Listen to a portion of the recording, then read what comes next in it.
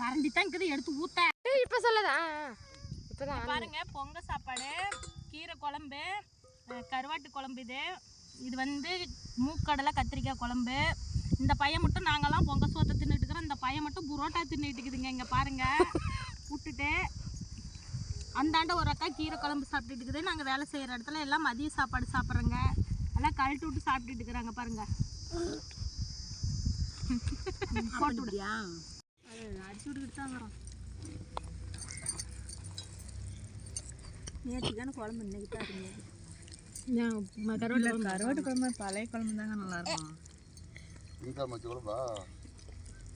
ஏண்ணா திங்கக்கிழமை வச்சதான் நேற்று வச்சதுண்ணா.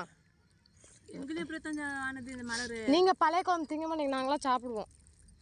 எங்கள் வீட்டில் நைட்டு வச்ச கிழமை இருந்தால் கூட சரி, காலையில் வச்சு சாயங்காலமாக இருந்தால் கூட அப்படி தான். எங்கள் வீட்டுக்காரன் திங்க மாட்டார், நானும் சாப்பிடுவேன். அவனும் திங்குறான் ஃப்ரிட்ஜில் வச்சு